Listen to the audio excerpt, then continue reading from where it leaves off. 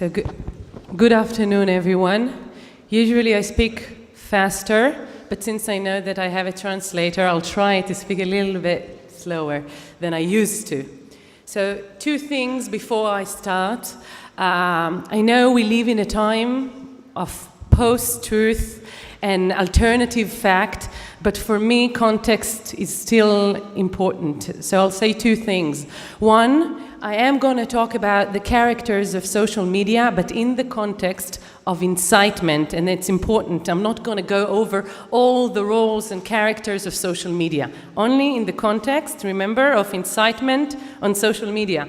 The second thing, because I understand there's some sensitivities, I took 2 case studies. One is the ISIS beheadings, and the other one is the stabbing intifada that Israel saw in the years of 2015, 2016.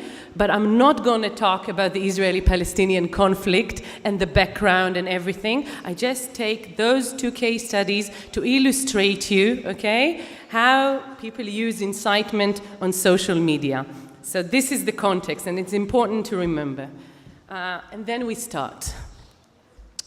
Okay, so as you can see, a little bit about social media role in the context of incitement. Then I'm going to show you a little bit how the campaigns, the e-campaigns, looks on social media.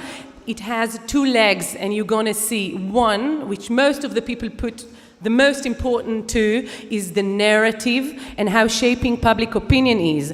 To my opinion, it's less important, and from hundreds of hours of conversation over social media, I can tell you that the campaign that you're going to watch has 0 influence of the stabbers or the people who are recruiting to Daesh. But it's important for the public to understand what they see and how you shape the narrative, and you're going to see this leg. Then we're going to move to the other leg, which is the radicalization and terrorism and how you recruit people to the next stabbing or the next batch of ISIS.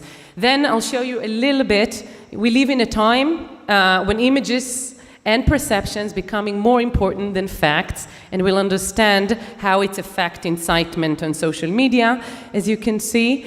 A little bit with that, mostly I think I'll summarize, because I'm going to show you how Hollywood, Channel 4 and so on are affecting what we see later on, and how the terror organization and what we're calling lone wolf campaigns are affected by Hollywood, by the series on the television, and a little bit. And I think that will end. If I'll have time, I'll say maybe 3 things. What can we do, and not only what are limitations when we're talking about social media incitement.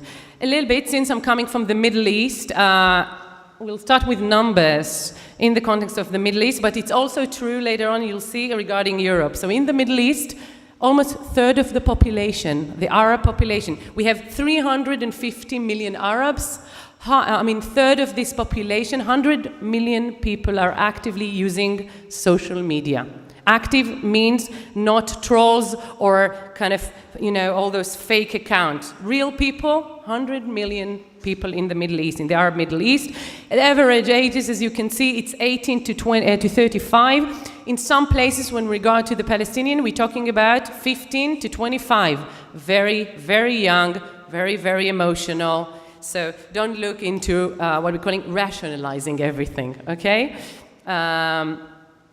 Few things about the characters of social media for us to learn our limitation when we try to deal with this challenge.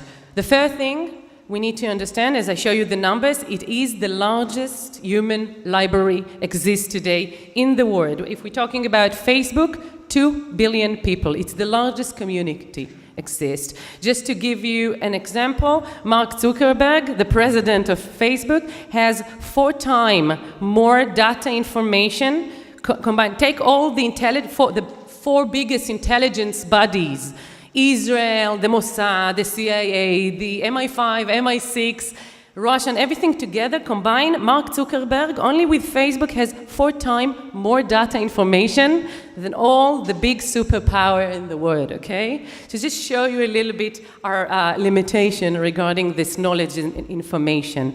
The second thing that we need to know about social media, it's the only place in the world when there are no borders, no real borders. That means that I live in Tel Aviv, and with 140 characters, I can speak to people in Beirut, in Damascus, in Cairo, or in Amman.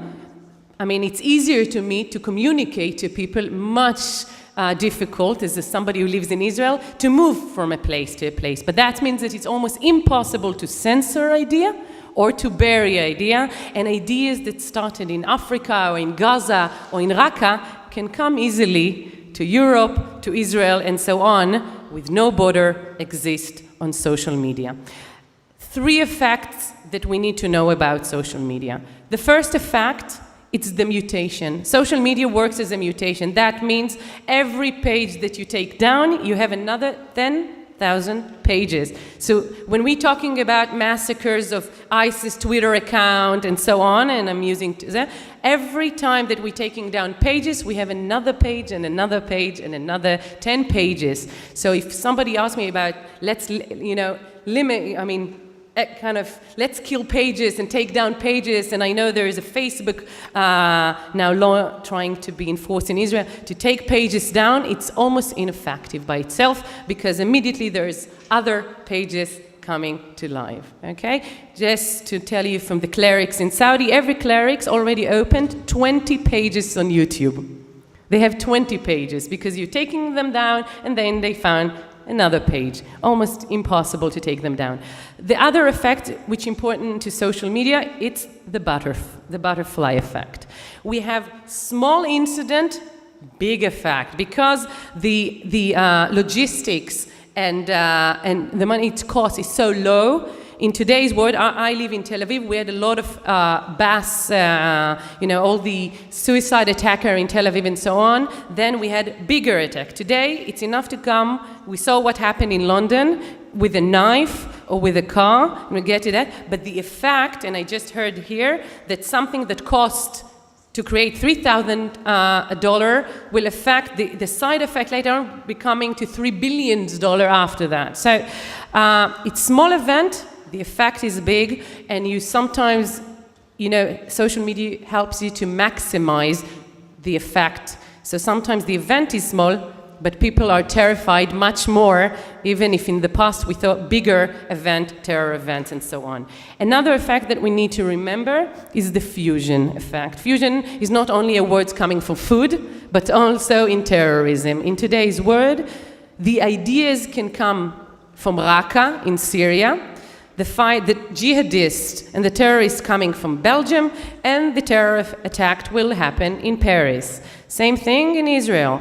The ideas that we're going to see, the campaigns coming from Gaza, but people in Gaza cannot move outside of Gaza, so they bringing the ideas. Then you have stabbers from East Jerusalem, from the West Bank, and it can take place in Tel Aviv, in Netanya, and so on. Much, much difficult, as said here, to track them, because also the server doesn't need to sit physically in the place where the terror attack happens. We need to remember that when we're trying to challenge this phenomena. Now a little bit how the e-campaign looks like and what the different, as I told you, 2 legs. One is drawing the narrative, helping to shape public opinion. The other one will be the radicalization and the terrorizing. So the first example coming from my word, this is from what we saw, by the way, yesterday in London, the IDAS and the ITAN campaign, the stabbing and the run-over campaign. As you can see, it's not so much sophisticated. Everybody's talking about sophisticated solution. But when you are 15 and 16 and you create campaign on social media, it's not so much sophisticated. So, and that's what's talked to them. You need to remember that those people are very, very young. What talked to them is not something so sophisticated. Simple, sometimes less, sometimes is more in social media.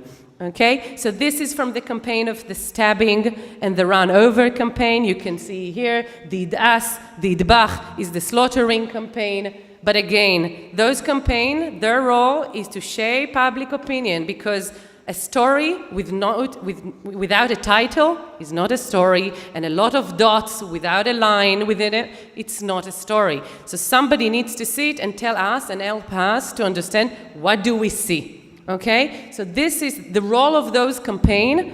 This incitement is more about shaping our public opinion. It's less to drive the next terrorists to go and stab or to recruit to ISIS.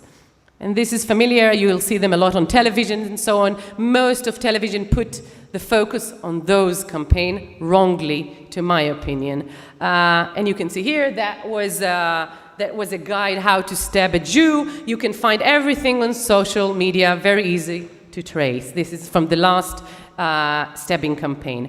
Now I'm taking it from ISIS campaign, what you can see here. This is from the Lone Wolf campaign.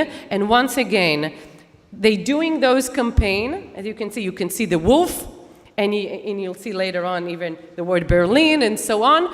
It's a very simple to help us sitting here in Nice and so on to understand what are we seeing in front of our eyes and to help us to understand what is the story behind what's happened in London, what happened in Nice and so on. Those campaigns usually not driving the next jihadist and so on. So remember, shaping public opinion, drawing the narrative.